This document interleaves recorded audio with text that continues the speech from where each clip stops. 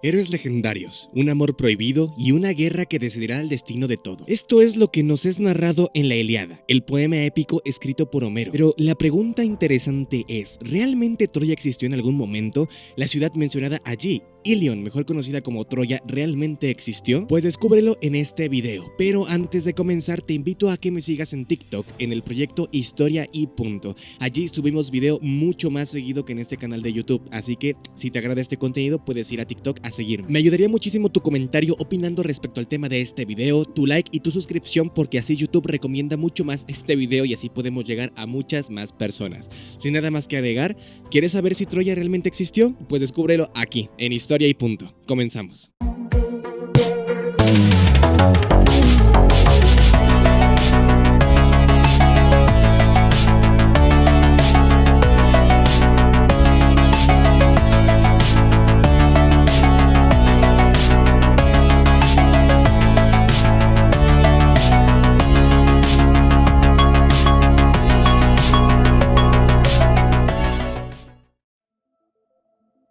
Durante mucho tiempo se pensó que la ciudad de Troya, es decir, el emplazamiento de la Ilion original, era únicamente mitología, era únicamente una ciudad ficticia inventada por Homero. Sin embargo, había una incógnita, y es que muchas personas a lo largo del tiempo es sabido que fueron a visitar ese emplazamiento, el emplazamiento de la ciudad de Troya. Por poner algunos ejemplos, Jerjes I, sí, el mismo Jerjes que se batió en duelo contra los 300 espartanos del rey Leónidas I de Esparta en las Termópilas. Se sabe que visitó las ruinas de la antigua ciudad de Troya en su camino hacia Grecia. Otra figura importante para la historia que visitó las ruinas de esta antigua ciudad fue Alejandro Magno, e incluso se dice que visitó la mítica tumba de Aquiles. En tiempos del Imperio Romano, el emperador Caracalla también visitó el emplazamiento de esta antigua ciudad, la sagrada Ilium le llamaban. Y alrededor del 1453, Fatih Mohamed II, el conquistador de Constantinopla, el que hizo caer el Imperio Bizantino, parece que también visitó las ruinas de esta antigua ciudad. Pero, ¿qué pasa? ¿Las personas que visitaron este emplazamiento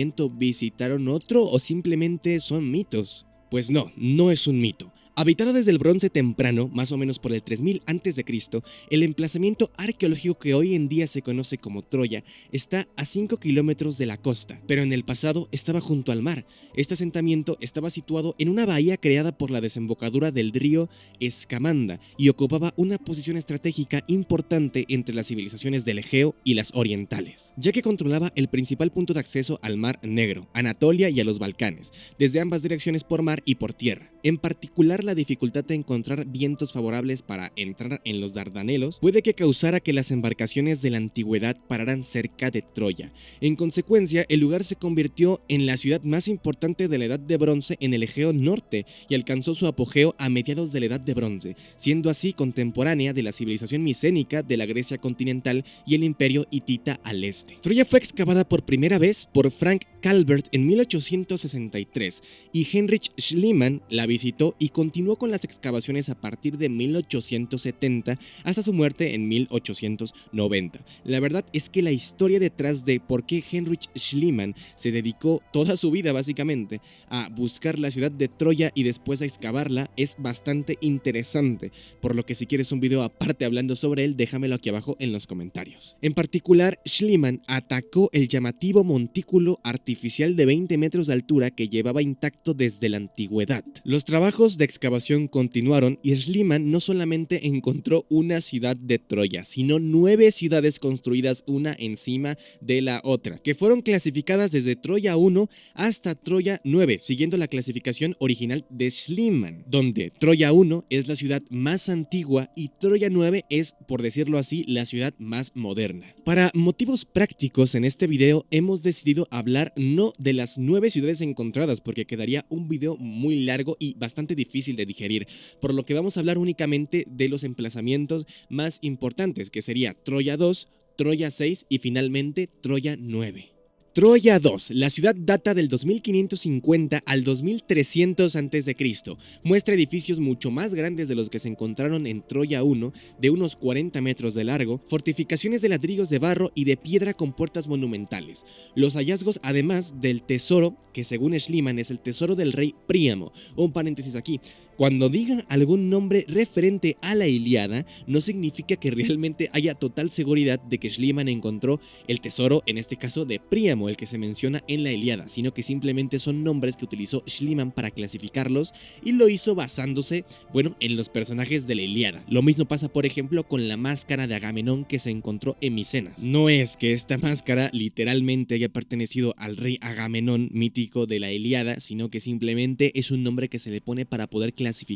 Pero volviendo al tema de Troya 2, estos hallazgos, este tesoro encontrado es bastante ostentoso, ya que se encontraron objetos de oro, plata, electro, bronce, cornalina y lapislázuli. También encontró 60 pendientes, 6 brazaletes, 2 magníficas diademas y 8.750 anillos.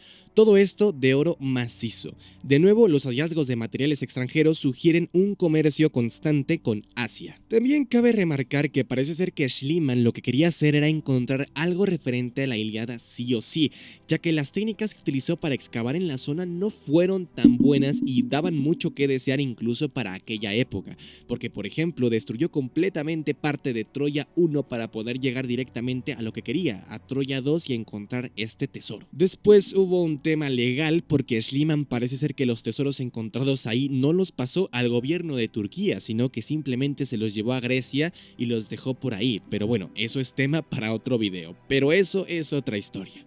Troya 6. A esta capa se llegó bastante apresuradamente, ya que cuando Schliemann comenzó a excavar Troya 3 y, bueno, de Troya 3 a Troya 5, excavó apresuradamente para poder llegar a niveles más bajos, por lo que el periodo de Troya 3 y Troya 5 es el más difícil de reconstruir. Pero bueno, vamos a hablar ahora sí de Troya 6. Troya 6, un emplazamiento que data del 1750 al 1300 a.C.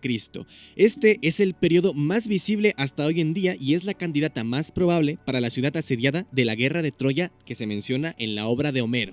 Las impresionantes murallas fortificadas de unos 5 metros de grosor y de hasta 8 metros de altura construidas con grandes bloques de piedra caliza también tienen varias torres de planta rectangular como en las fortificaciones hititas.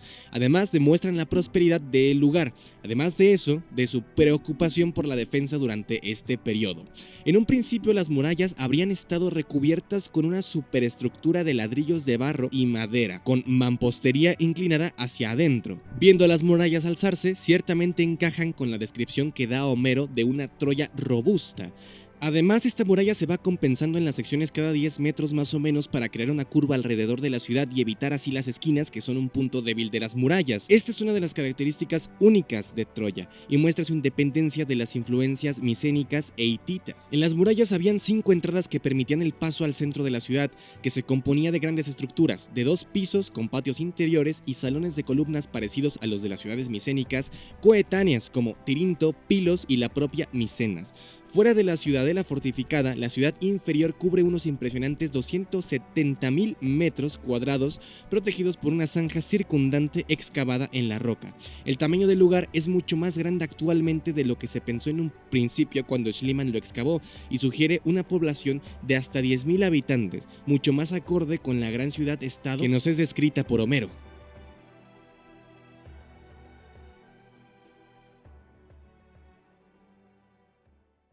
Troya 6 fue destruida parcialmente, pero se desconoce exactamente el porqué más allá de algunos indicios que pueden referirse a un incendio. Resulta intrigante también saber que se han descubierto puntas de flecha de bronce, puntas de lanza, espadas y hondas en el lugar, e incluso hay algunas incrustadas en las fortificaciones, lo que sugiere algún tipo de conflicto. Las fechas de esta época fechan en torno al 1250 a.C. y la destrucción del lugar se relaciona con las fechas que sugiere Heródoto para la guerra de Troya. Sabiendo esto, ¿cómo puede encajar el relato de Heródoto con la realidad?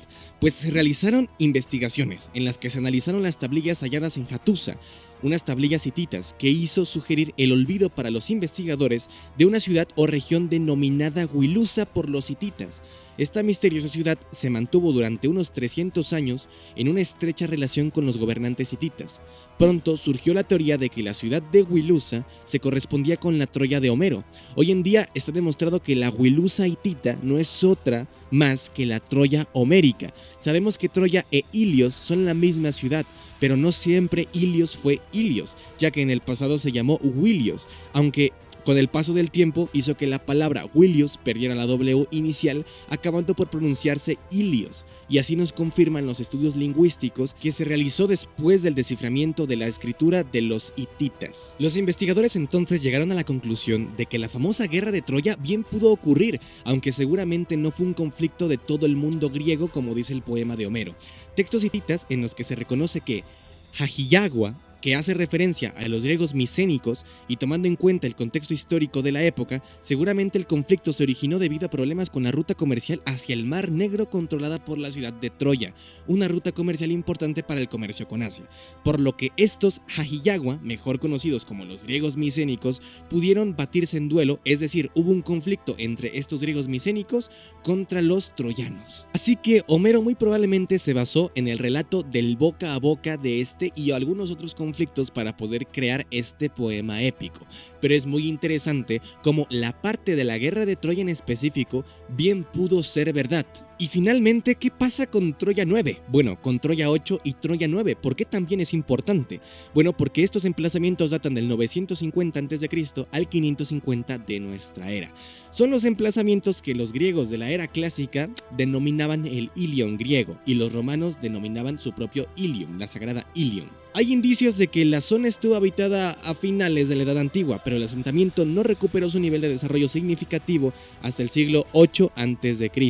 Sin embargo, muy probablemente esta ciudad de Troya, este emplazamiento de Troya 9, es el mismo que visitó Jerjes I, que visitó Alejandro Magno, que visitó el emperador Caracalla y que visitó Mohamed II. El lugar también en el que muy probablemente estaba la mítica tumba de Aquiles, que a día de hoy se sabe que muy probablemente era simplemente una construcción levantada en honor a este héroe, ya que este héroe verdaderamente no existió. ¿Y a ti qué te parece este increíble hallazgo de la historia? Nosotros conocemos los nombres de los héroes que lucharon allí por parte de la Ilíada, héroes que no existieron como Aquiles, Patroclo, Héctor, Alejandro, pero ¿qué pasa con los que de verdad existieron y se batieron en duelo en aquel momento, en aquella batalla que decidió el destino de esta ciudad? No sé, pensarlo sinceramente me da escalofríos y emoción a la vez. Espero que te haya gustado el video, agradecería demasiado tu like y un comentario para que así YouTube recomiende mucho más este video. Si quieres que hable de algún acontecimiento histórico, de algún personaje histórico en específico en este canal, déjamelo aquí abajo en los comentarios. Te invito a seguirme en TikTok en el proyecto Historia y Punto si quieres videos mucho más frecuentes. Gracias por ver Historia y Punto. Hasta luego.